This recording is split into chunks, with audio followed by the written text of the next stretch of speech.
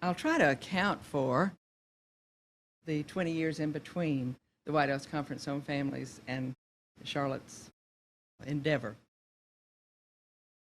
And I'd like to go back to the beginning of that, if I may. The White House Conference on Families was a unique experience for me because I was a mother and a wife, and I accidentally happened to see an announcement advertise the fact that we were having the White House Conference on Families, and locally at the University of Georgia, we were going to have a statewide meeting to select delegates and to talk about proposals. And so I thought, well, and it says people who had families and were interested, feel free to apply. And I thought, well, that looks interesting. So I did get in touch with the number, and the next thing I knew, they did send me a little message and said that I fit the demographic. They had room in my demographic. I was not acquainted with government propositions, so I didn't even know I had to fulfill any sort of requirement for a demographic. At any rate, they said that I could come to the statewide conference. And I began to think, that was my first introduction to, there were things going on in my government that I didn't really understand. And I should have understood. I should know these things. And so I began to sort of go through the process and find out how this worked. At that time, I must tell you that Carter, of course, was our president. He was from Georgia, and I'm from Georgia. In addition to that, our sitting governor at the time was from my hometown, and I had known him growing up. And so when I found out that you had to be in touch with the governor's office to do certain things, I thought, that's no problem. Yeah, I know George. Then I found out there were lots of hoops out there that had nothing to do with your personal relationships or your background or anything else. And that's when I found out that dealing with your government is not always easy. And in that process, I wound up being as it turned out, a government-appointed representative. I'll have to tell you, going through this process, you learn all sorts of things. I learned that we were going to use a Delphi process. I didn't know what that was. But we do have a marvelous group of libraries there at the University of Georgia. And so I went to the science library, checked out the book on Delphi process. And as I started to read, I found out that it was a way of manipulating conferencing and manipulating groups of people into accepting points of view. And that made me very angry because I didn't like the idea that I was going to be manipulated in any way, shape, or form. But that helped to arm myself that way, and I began to share that with other people who were going to be going and let them be armed the same way so we would know what we were up against and know when you agree and when you don't agree and how far you go in agreement with somebody that doesn't have your same point of view. So going to Baltimore with the national conference, I decided to go into the education section. My background was drama. It was not education. I had no idea what was going on, except I had a child in school, and that affected me. Education affected me, and it was going to affect my children. So I went and found out that they had all sorts of plans that I had never heard of that had nothing to do with my child being educated. And so it's in that process, we found out, too, that our government did all sorts of interesting things. When we showed up in Baltimore, people I had never heard of and did not know from Adam's house cat knew me by name and face and greeted me without a name tag in the hallways. And that kind of made me feel a little strange. So I know that there were tapings and other things that went on to arm these people with information about us before we ever got there. And that was disturbing. That was back in 1979. But at any rate, I found out that these people who came from all over everywhere, all the organizations like NEA and anybody that had to do with children were armed ahead of time. They had had previous conferences, breakdown conferences, and had already had these position papers. We were issued books that had position papers of all these organizations. Well, if you participate as a citizen, there's nothing in the book from you. But there was supposed to be a certain percentage of people who were citizens who participated in this and who had no background with other organizations. Now, this goes on all the time. This was not unique. This is what happens with every, federal conference about any particular issue. And you have local input, but the overriding input is with your organizations. After that, being the greenhorn that I was, I did not know that when I got upset over that, my local congressman happened to be coming to town to make a speech. And I called out at the country club and I said, would you ask him to call me while he was out there? Well, he did. And I asked him some questions over the phone about this conference. And he said, well, we really didn't know that much about it, but he would look into it for me. And I said, wonderful. And I gave him some points of view about what had happened to me and so forth. And he was very helpful. I did get an opportunity for him to talk to the fellow that ran the conference. And then I found out, he says, why don't you talk to your local legislator? I said, good idea. Didn't know who he was. Found out right quick who my local senator and my local legislative representative was. And so I wrote out a letter to them both, went to their offices, made an appointment, and talked to them and told them what had happened to me and how I happened to step back from being elected. I actually I got elected, but I tied with the bottom person in the conference that day. And so I had to say that I would try to be a governor's appointee. And the man who was running the conference, who really didn't like me because I had talked with him quite often in his office in Atlanta, he said, I'll have to have this was on Saturday afternoon, I'll have to have your resume in my office at 9 o'clock on Monday morning. We're making selections. And I said, Randy, because I had stepped back and let the person I tied with go ahead and be elected because I thought I could get appointed. And he said, 9 o'clock Monday morning. And I said, you've got it. And I went home and I wrote out a letter and I made copies for my local representatives and I sent it by Western Union.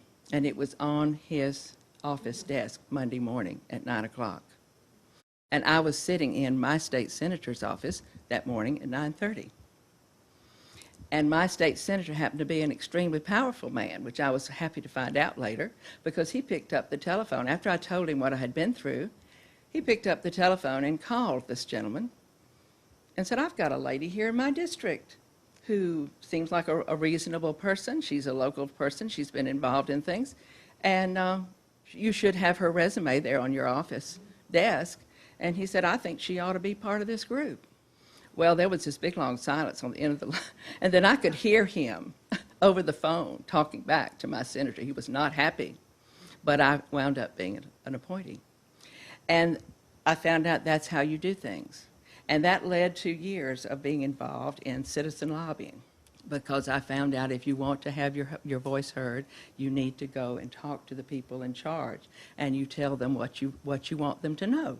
And most of the time, they don't have the information you do, so you owe it to them to go and share your information. Now, I never took them to lunch. We did not go on golfing outings or anything like that.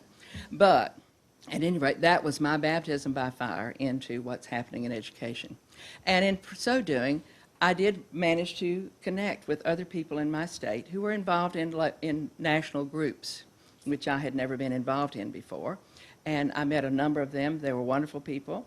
And I got to know many of them extremely well, worked with some of them for over 20 years. The story there is, as long as you're on the same page and you are a team player, then you're all right. When you suddenly begin to realize tuition tax credits, vouchers, and charters are not positive, you do not go there, and you say that over and over and over to your legislators, and you say it to the people that you're working with.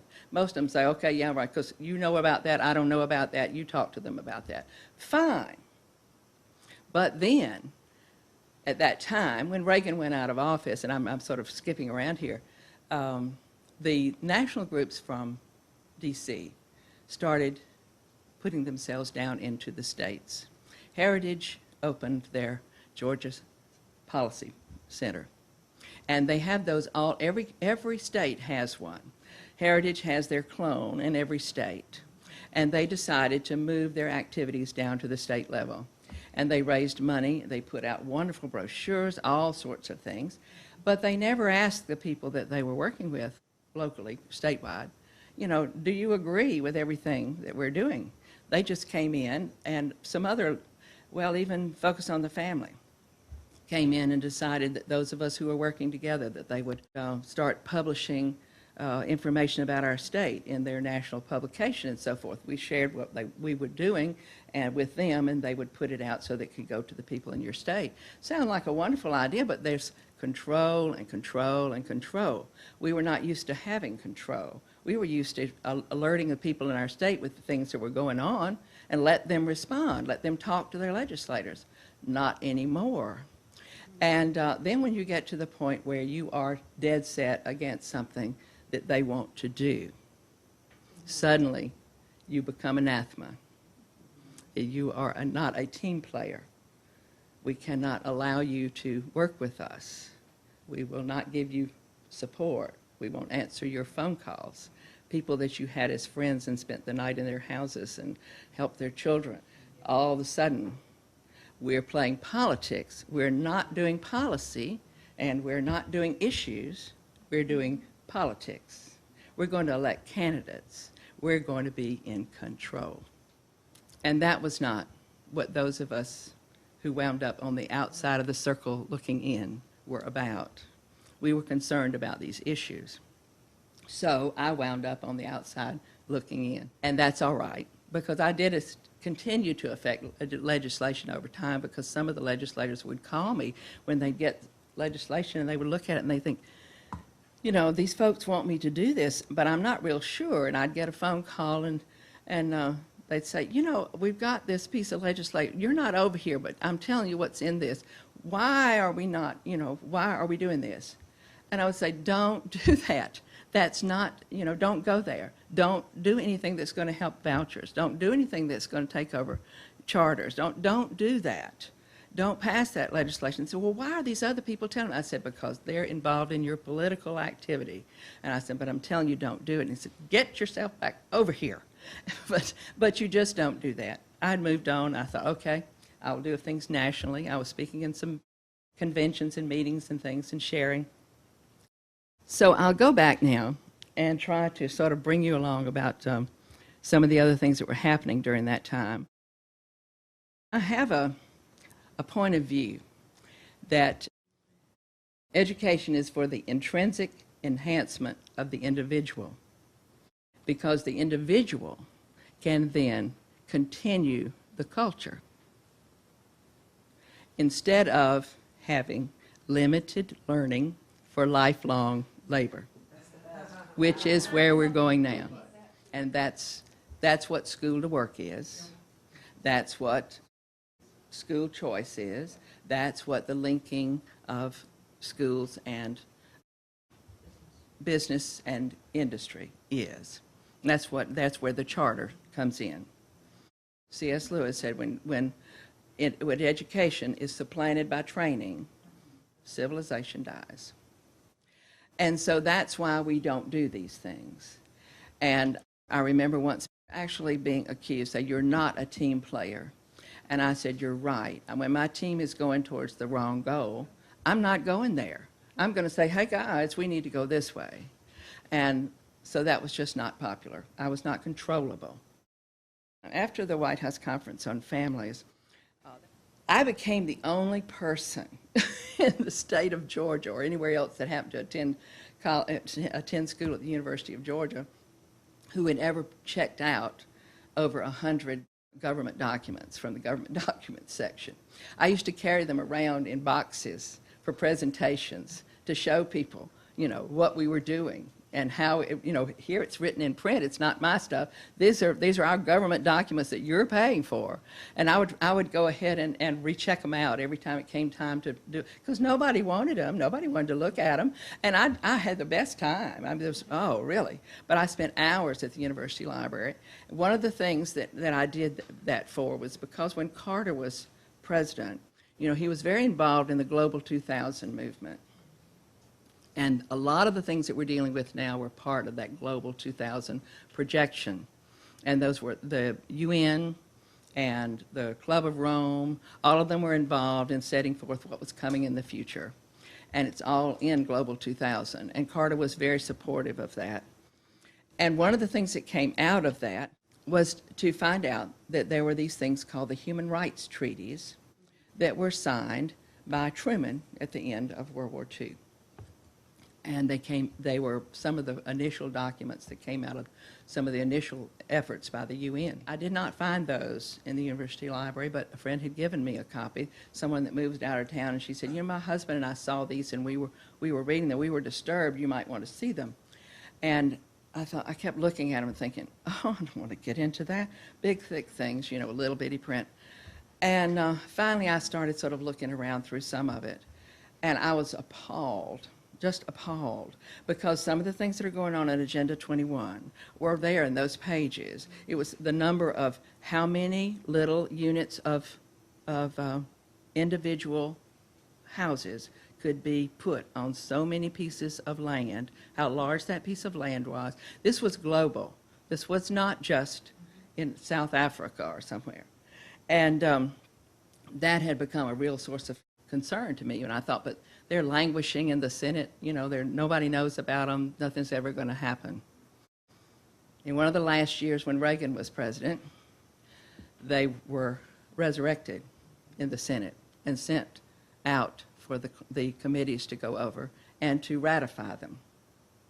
Jesse Helms happened to be one of the people who raised a flag, and what happened was, actually, this was what brought attention to them, was about the International Court, was the idea of the International Court being able to supersede what you do on your country's level. And Jesse Helms did something about that. He did add some wording in there that said, only if the country agrees. And it went back to the beginning of the hate crimes law. This is where the hate crimes legislation came from.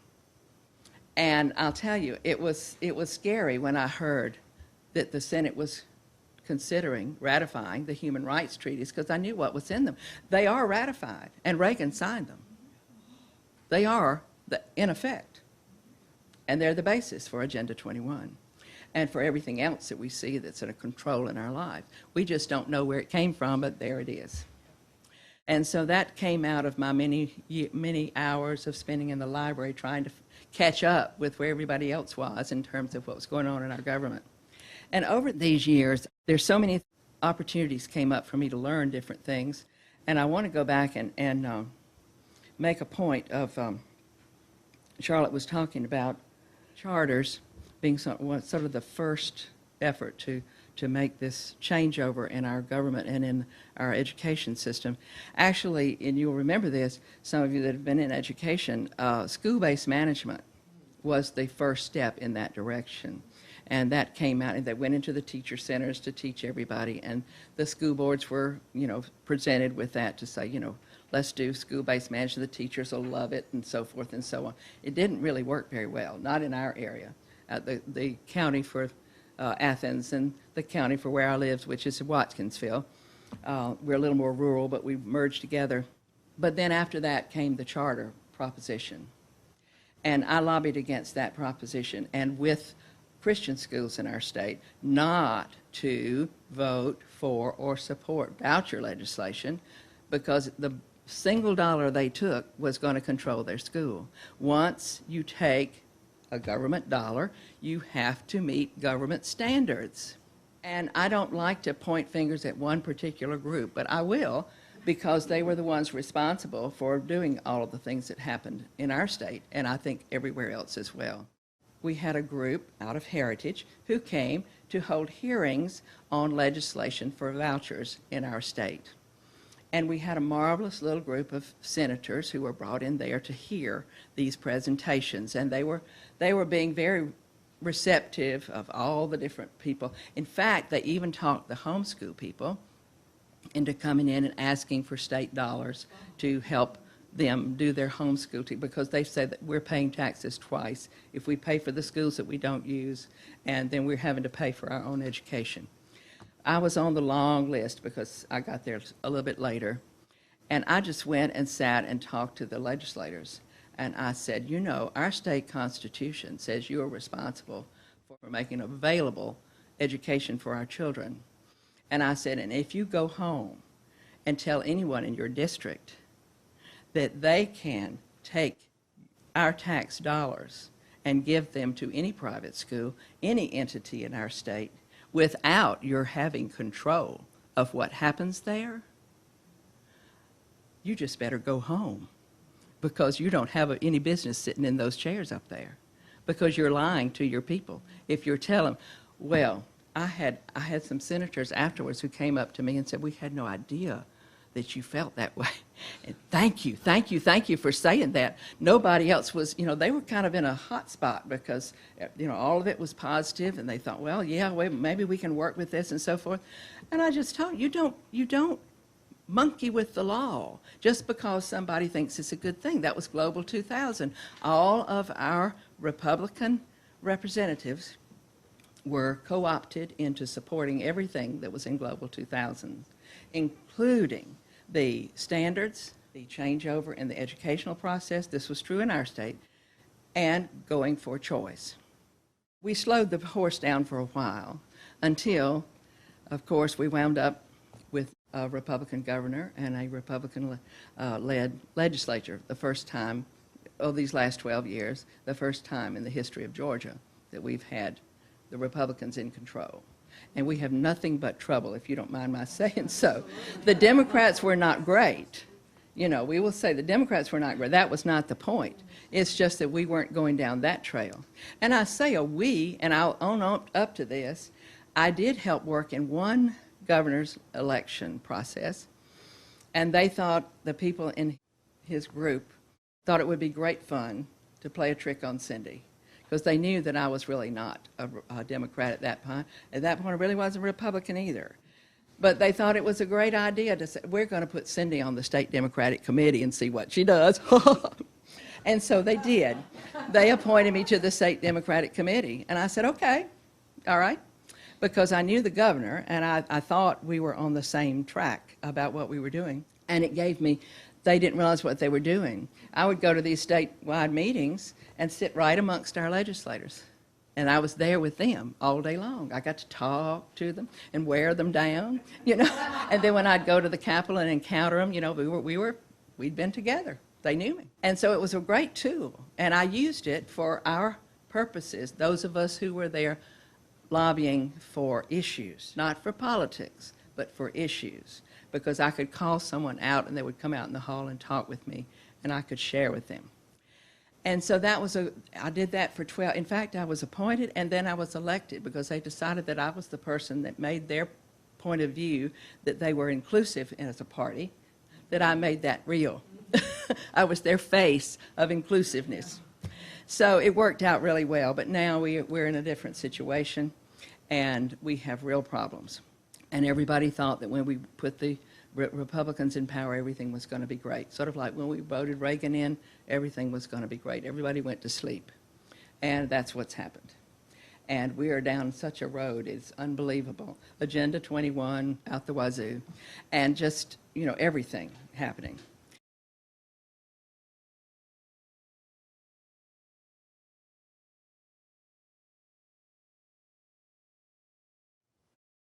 I wanted to share with you some of the things that I learned over these years. After the White House Conference on Families, I did some journalistic work, and I went to some conferences and so forth. Some of them were some World Future Society conferences, which were very, very interesting. And I encountered there some of our Republican and some of our quote-unquote conservative people who were there amongst other people who were not. And they were going right along with them. In fact, they were giving them ideas.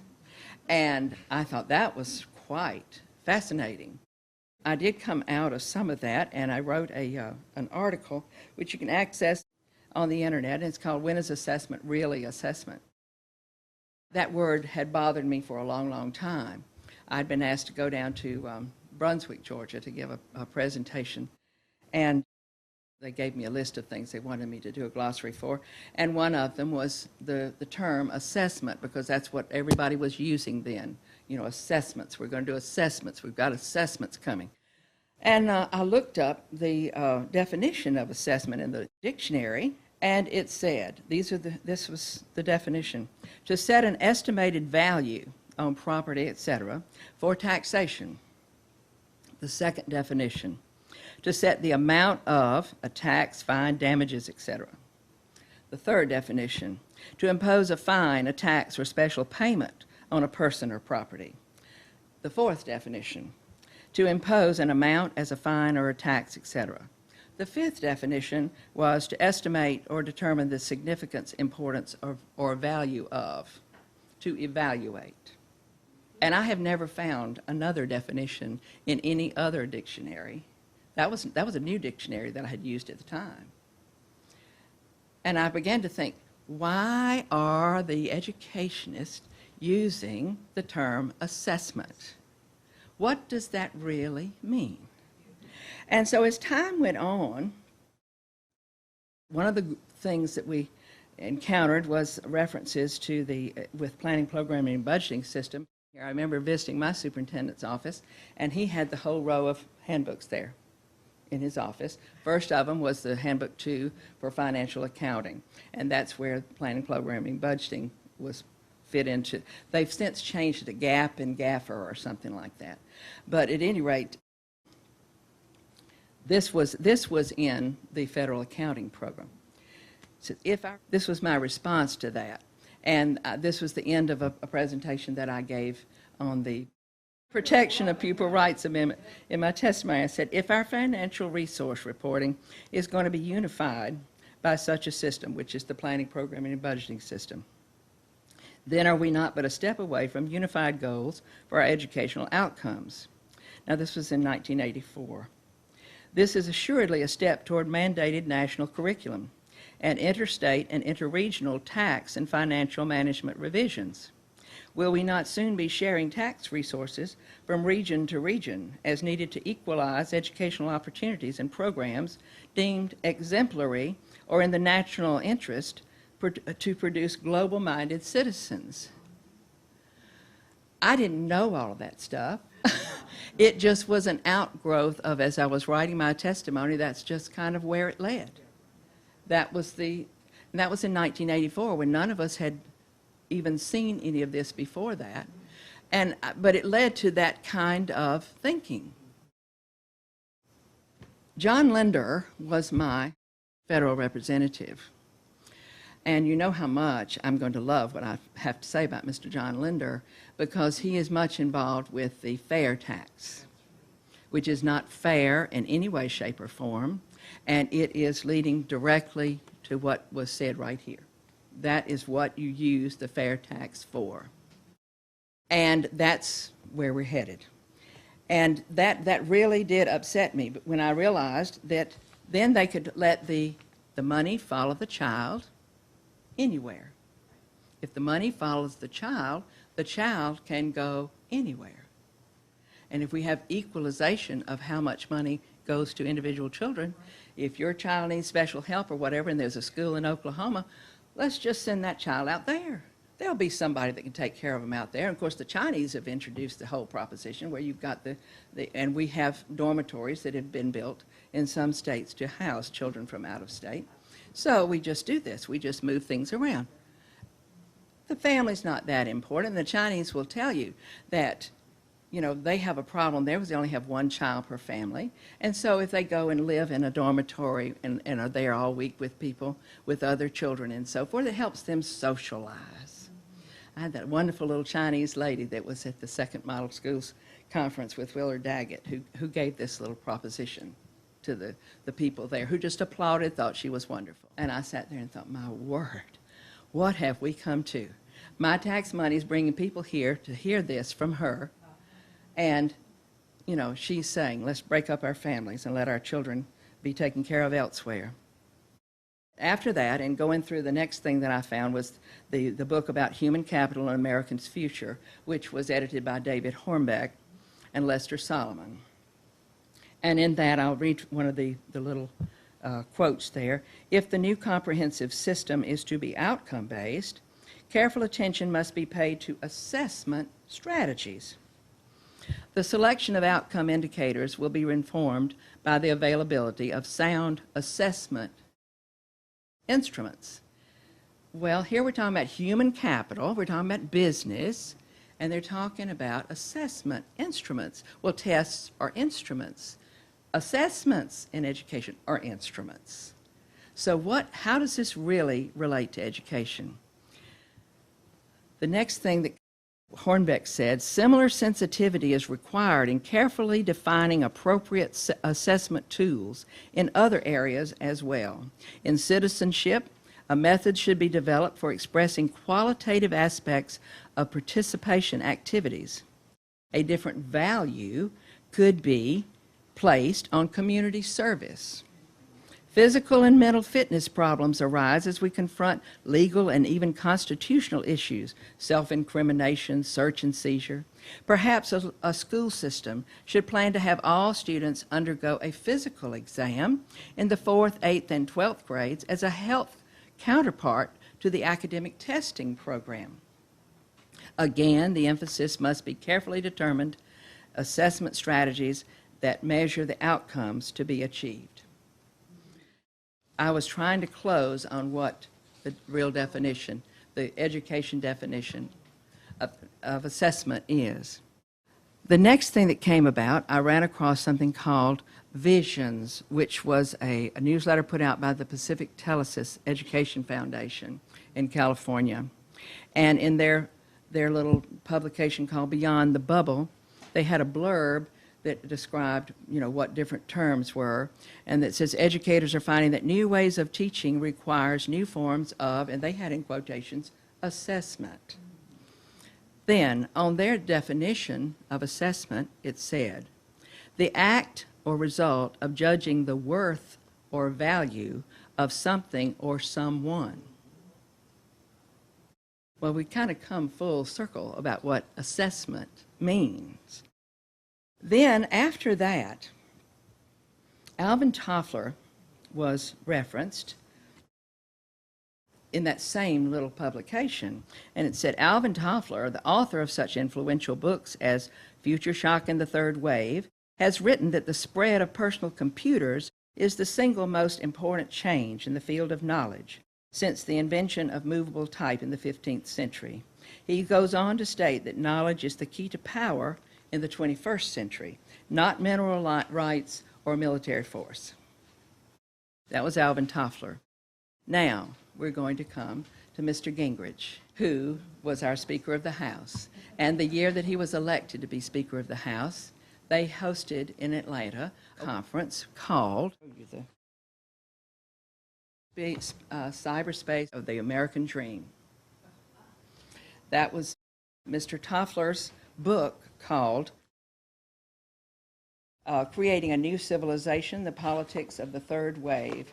And Gingrich's organization, Progress and Freedom Foundation, published that for Mr. Toffler. This meeting was brought about to introduce his book and to have a signing and let him explain his ideas for the future.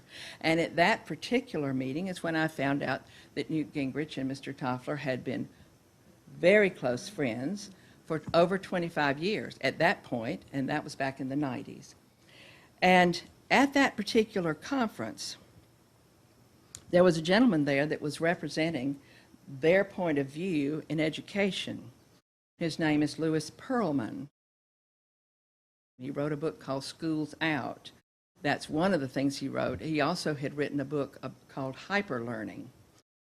Hyperlearning is learning what you need to know when you need to know it.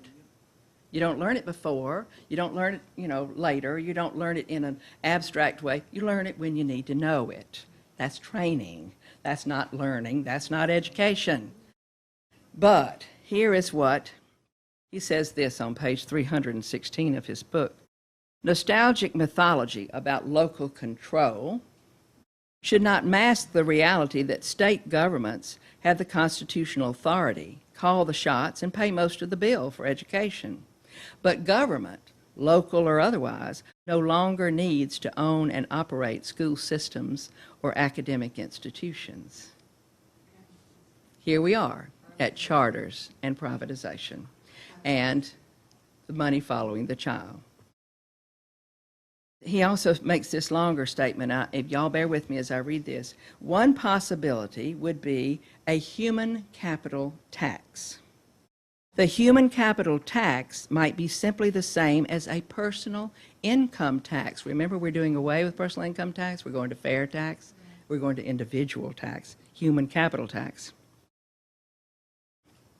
Or might be calculated or earmarked in a more limited way. Technicalities aside, it's logical that if the government is going to help fund investments in the development of a community's human capital, taking back a share of the resulting gains is a good way to pay for it. In effect, each generation of beneficiaries of such investment pays back some of the benefits it received to the next generation, a value-added tax. We should deal with parents who are starving their children's minds with the same legal remedies we use to deal with parents who are starving their children's bodies.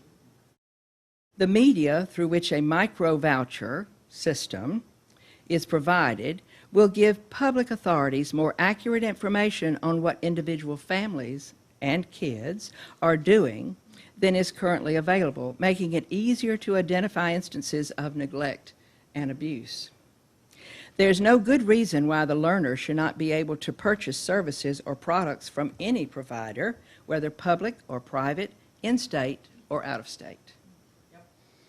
Mr. Perlman was Gingrich and Progress and Freedom Foundation, which now has gone through morphed into, I'm not sure what it's called now, but it's the same organization. And he was their mouthpiece. This was the position. And that's, I call it the Trojan horse of conservative politics. There's nothing conservative about these politics or these proposals. And so when is assessment really assessment? And Ernest Boyer had said, to be fully human, one must serve. And in the future, to be fully assessed may mean that our children's worth as a servant of the state will be assigned a value for tax purposes. And that was a little piece that came out of my attempt to write a glossary.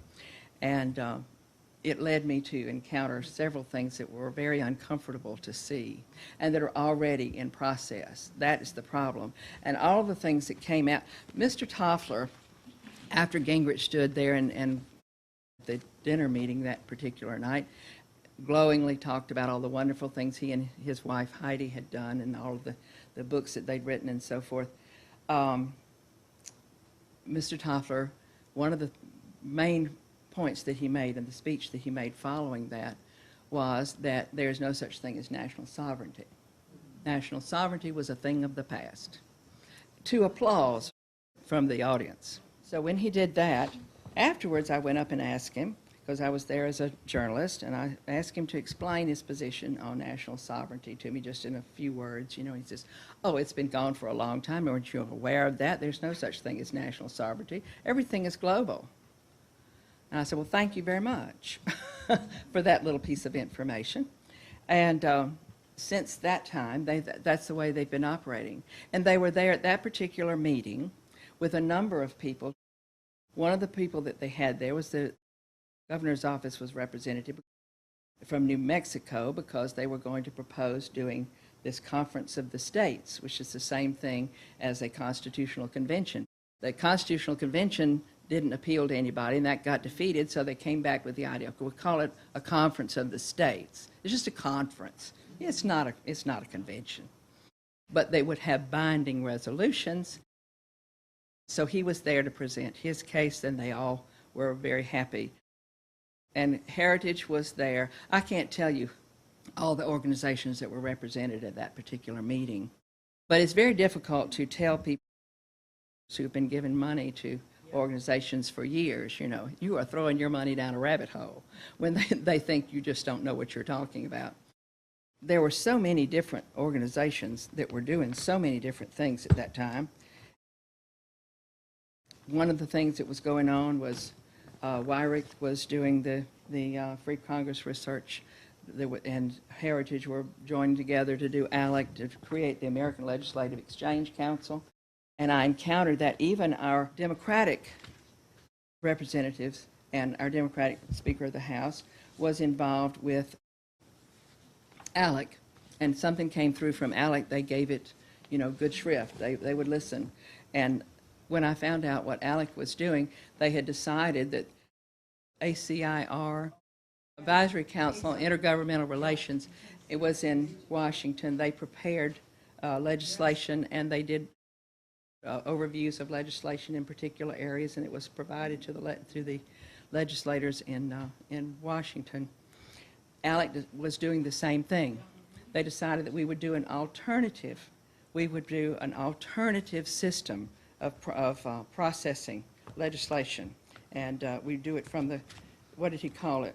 Building a parallel institution. That's what we did with Alec, was a parallel institution to ACER. It would just be conservative. And at that time, in Georgia, Democrats in Georgia were basically like Republicans in other states in terms of their conservative point of view of the world. And so I really wasn't that uncomfortable with being a Democrat at that time. That has since changed somewhat. But they listened to Alec, and they sent representatives to Alec's meeting. In fact, they even sent through some legislation about the Conference on the States, and to ratify the idea to call people to go to see the conference, to go to the Conference on the States if we had one. Prior to that, before Mr. Linder became a federal legislator, he was a state legislator, and we had a few of us who were not organized yet and had not been run out on a rail, decided that we would go back over our legislation and try to rescind our call for a constitutional convention to balance the budget. You remember that? When it went out, everybody did the thing to balance the budget. Okay. Well, we tried to go back, and we got a number of legislators who said, yes, you bring it to the floor, we'll vote for it, and rescind that, because nobody wants to do that anymore. Until Jack Kingston, who was the vice chairman of the committee that was going to handle that, who agreed that he would help us do that, came to us one day after lunch, and he said, I can't help you. And we said, no, we didn't know that. Why not? And he said, well, I've gotten a lot of support and help because I'm going to run for Congress from John Linder down in my district, and he doesn't want us to do this. And we said, oh, but we've gotten all this support for it. The Democrats are on board, and Republicans. We got it made. He said, well, I can't do it. And so we said, okay, and it died. But it didn't die a natural death. At the committee meeting, John Linder introduced 2 more pieces of legislation calling for constitutional conventions on other grounds, so that if we'd gotten that one rescinded, we would have had another one. So I was not very enamored of Mr. Linder because he had shown his colors early on. And I know that he's out there working now to get this fair tax passed, and it just cannot happen, because if he's behind it, it's going on a rail to nowhere for this country. After that, the World Future Society meetings that I went to, Beth went to one of them with me, and we encountered some people who were talking about the new way we were going to do computers. As you well know, computers do many things to many people's minds, and getting between the computer and the child would be a healthy thing. However, what they want to do now is to make them oral and oral. That means you can listen and you can talk. You don't have to use a screen. You don't have to be able to type. You don't have to be able to translate the language. You can get it orally and orally. And you can walk around with a little bud in your ear and listening, and you can talk back, and the computer will print out what you say in whatever language you want to say it. I was there again as press, at that particular meeting, and there were some teachers sitting behind us that were very excited about this. They thought this was a great thing. And so I just raised my hand, and he waited a long time before he ever recognized me. And I was sitting next to a man from IBM, and he had been taking some notes, but he'd been folding his things up to get ready to leave. And I finally got to ask my question, which was, if we are oral and oral on computers and we don't have anything tangible to use, even software, what's to prevent me from being guided in only one direction and given information from only one source? I said, I can go down to your bookstore that they had there, and I said, I can find 2 or 3 books on the same subject, and I said, I can compare those authors, and I can take from it a lot of different things from a lot of different perspectives. And I said, but you plug my ear in and make me talk to the computer. I don't have anything but that. I don't have anything to compare it to. And he didn't really have a good answer, but it was, oh, no, it's not going to work that way. And the teachers behind me were saying, oh, no, it won't be limited or whatever. I said, why not? And the gentleman from IBM was folding up his suitcase, and he got up to leave, and he turned around to me and he says, Madam, you're correct. And then he turned around and left the room. And I thought, okay, that's where we are, particularly in the developing countries, because that was the whole thing. They could do it out under a tree. They didn't have to be in a room. They didn't have to be air conditioned. You know, we could do it anywhere in the world. That's where we are. And the gentleman from IBM says, yes, you're correct. And I'll have to say this for IBM. IBM trains their people to really say it like it is in many instances. And I'll relate one. Charlotte and I had gone to the governor's conference in Minnesota. It's a governor's conference on TQM, Total Quality Management in Education, which was a huge conference, and it was an extremely interesting one. And one particular day, we kind of wound up in a place that we weren't really supposed to be, but they didn't run us out. They didn't know any better than to let us in. And it was superintendents and teachers and other people in education and administration, state levels and federal levels and all, in this one meeting. And this facilitator from IBM was giving the presentation. And they had been talking about how to change, how to change the teachers and the administrators and get them to go into these new directions in education. And one superintendent had raised his hand. He said, I've got a lot of older teachers in my system who are great teachers, and he said, but they're not going to follow me down these paths. How do I deal with them? And the little lady she was a sweet little lady, from IBM, did her little thing, her little stick that came out like this, and she had her flow chart, on the wall behind her. And she says, no problem. She says, you observe, you watch them, you document their mistakes, and she touched her, she said her little box that she hit was waste management, and you get rid of them. It was that simple. He said, okay. And nobody else said anything else. And we were sitting there kind of in shock, But it was just as clear as a bell. There was no question. You just move them out of the way. Keep going, move them out of the way. They don't get on board, you just get rid of them. And then from that, I'd like to say something about the National Center for Educational Statistics. They developed these handbooks.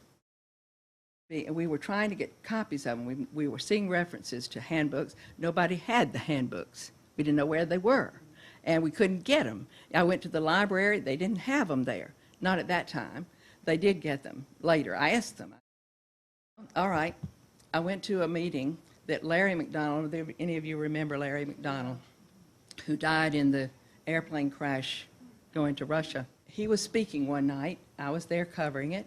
And afterwards, went up to him and I said, Mr. McDonald, I'm trying to get hold of a government document. Would you assist me? And he said, I'll try. He said, write it out and I'll give it to my people. And I told him, they're handbooks that are developed by the Department of Education.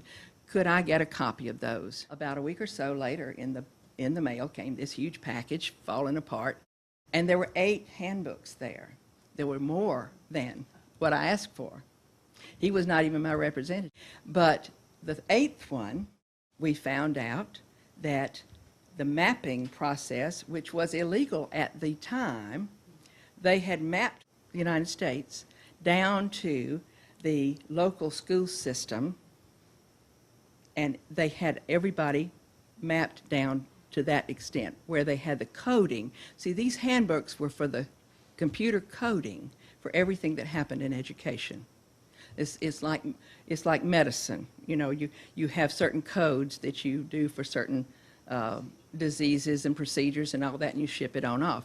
Well, by the time the information that you've got about your assessments and all that sort of stuff comes together, then you've got it in these codes that match these handbooks, and that's how it goes to the federal government. And in this particular handbook, we found all of the stuff about community education and how it was going to be put in. Handbook 8, which they now say, well, we don't use Handbook 8 anymore. No, they don't have to, because have all the coding down to the individual teacher and the individual child, which we got those later. Those were later handbooks. A lot on values. Oh, yes, the whole section on values and how you code them and how you code changes. It was amazing. And the fact that it was collected down to the school system level. We were completely controlled and nobody knew. A couple of us made an appointment, went to see Mr. McDonald, because I thought it was only fair, you know, to show him what we had that he'd gotten for us. And we went to his office and laid them out there on the table, strategic pages of different ones, and explained what was happening and how it was happening and how it wound up in the community education and, you know, how they were doing these things. And he sat down in a chair and looked at it and he said, so that's what they're doing with that money. And he said, can you come and speak to my staff? And I said, well, sure, we'll be glad to come and tell you. He says, they need to know this. He said, we did not know what these handbooks were. Well, he died before then. And so we never got an opportunity to do that. Yes. Well, let me see if I can sort of wind this up for you. In the meantime, I did work with Sarah Leslie on the Christian conscience. We tried to get out as much information as we could through the magazine. And during the process of that, we put out some information about the Parental Rights and Responsibilities Act, which was Michael Ferris, who is identified as Homeschool Legal Defense and the homeschooler's God, as you were. He's part of the Trojan horse, has been for many, many, many, many years. And the Parental Rights and Responsibilities Act was part of a three-pronged effort to actually put some controls in for parental activity. And you don't add that type of wording into legislation unless you want it to be activated. And if you don't already have those controls in place, you don't put them there. But Mr. Ferris and I disagreed on that. We had quite I wrote a long treatise about him, and we had 2 or 3 exchanges of different things. And Professor Rice at Notre Dame University agreed with me, and he went on record and about that, and that kind of died. However, I've discovered on the net that Mr. Ferris is back at it again with a little different twist this time, same thing. Homeschoolers, you have to understand, if the people come and knock on your door at night, who are you going to call if they want to do something about your children? Homeschool Legal Defense. Why are you going to do that? Because they'll come and help me. No, they will not. They say right there in the charter, they do not do that. They don't go to court for you. They don't participate. Your best bet is to educate a local lawyer about your situation, where you are in homeschooling, what you think your situation might be if somebody decides to give you some problems. And then you have somebody to call that will go to court for you, who will help you and take care of you. Homeschool Legal Defense will take your money, and they will send you lots of literature, and they'll give you some good ideas. They do some things very well. However, they will not be there by your side. The best thing for you to do is even keep a lawyer on retainer for that same money that you would have been sending, because they will not do that for you. And that's another Trojan horse issue. Yeah. We're talking about homeschoolers. I'm sorry to interrupt you. William Bennett, Secretary William Bennett, has a charter school, a virtual academy, and there are homeschoolers who right, K-12. were working with him. They were about to adopt this for homeschooling, and they said, what test will we have to administer, Secretary Bennett? And he said, oh, the federal national assessment. That's federally funded. He said the NAEP is federally funded, supported by tax money. My virtual academy is a charter school. That's a complete federal curriculum. I will do one thing about that, because he has since moved away from that and received money out, his money investment back, and he's separated himself from it. But those are charter schools. They are not private.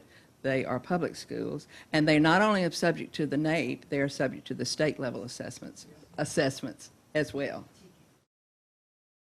The homeschoolers just have to realize that if you're going to homeschool, it's going to cost you, and you're going to have to just do it, and that's what you're going to have to do. It's just like if you're going to be involved in issues, be involved in issues. Don't get involved in politics, or you do the same thing you're going to do with the homeschooling. If you take any money or you get involved in any way, shape, or form looking for relief. All right, this is very short and quick. This is to amplify something that I was telling you earlier about the Progress and Freedom Foundation meeting with Gingrich and Toffler and George Gilder and Kenilworth, several people. At that point, they were doing a TV show that afternoon about education. Louis Perlman was on the panel as well. And what they said was, you have to remember that in the future, education will be from the home. It's the global cottage. But the schools will be used for socialization, which is exactly what Malcolm Davis had told Charlotte, and it keeps getting repeated over and over and over until we get it, folks. We're supposed to get it eventually. But that was broadcast over the conservative television program, which was funded by Moon out of D.C., and used by Gingrich and others to get their point across. And that's another important little milestone, that at that point in the 90s, they were saying again, it's going to be done in the home with computers and the school for socialization. There's one thing that's happening in Georgia, and many of your states have been watching it. We have a Supreme Court decision in our state that stopped the state from establishing an entity that would charter schools outside the purview of the state board or the local board. Who knows why the legislature did this? They knew it was not constitutional, but they set it up. It operated for over a year. They involved 13 different charters that they approved through this commission. They appointed members of the commission. They chartered these 13 schools, one of which is a distance learning cyber school.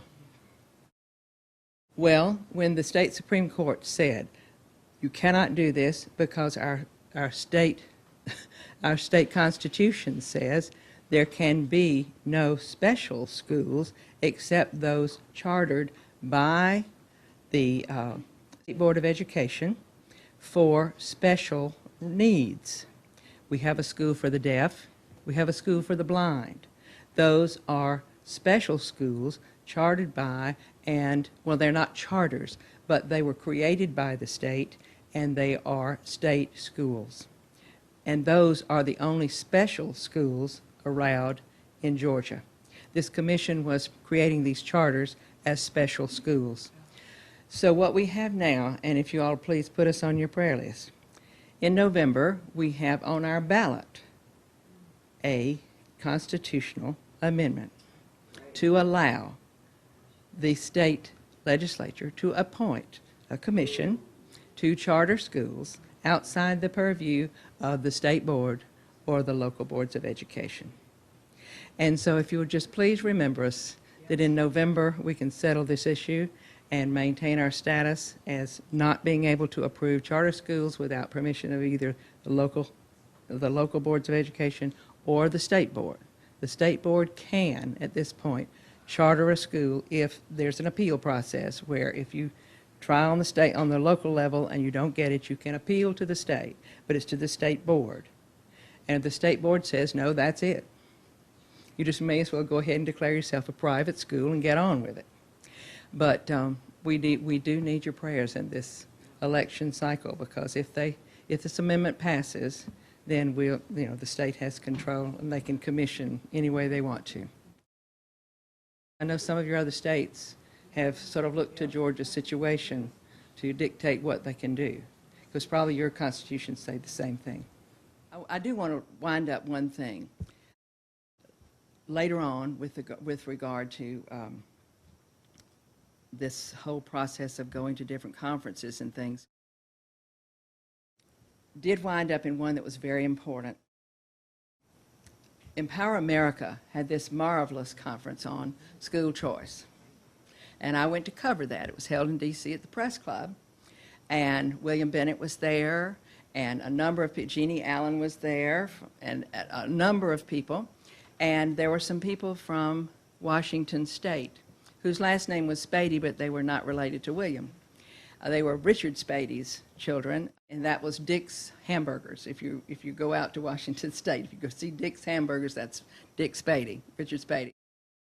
His son and daughter-in-law had put in a charter drive and a tuition tax credit proposal. They had gotten all of the conservative organizations on board. They were there at the Empower America conference to tell everybody how it could be done. And so they had all this material. They left before I could get to them personally. They had to leave. And so I didn't get to ask them for what they had, but I really wanted to see it. 2 weeks later, I was in Atlanta for a World Future Society meeting, and on the agenda was Mr. Spady from Washington State, who was there to come to back up some of the things that were going on at the World Future Society, to tell them how he did what he did. I got hung up with some traffic, and I didn't get there to hear his whole speech, but I was there in the back of the room when he left the podium. And when he came by me, I flagged him down and told him, I said, I'd like to interview you for a moment. I was not here to hear what you had to say, but I would really like it if you had anything in writing that you could give to me. He said, oh, no problem, give me your room number. He thought I was staying in the hotel. And I'll get it to your room. And I said, well, I'm not staying at the hotel. I said, I'm actually from out of town. I'll be going back home later on this afternoon. And he said, no problem, picked up his cell phone, called his office in Washington State. I wrote my information down. He says, I'll have them send you the material. I said, thank you so very much. I really appreciate that. And we went on with a little interview thing, and I learned all sorts of things about what he was doing. He sent me this huge trifolder with letters from every conservative organization that you can think of, including many of the surrounding state heritage clones were also sending their things in.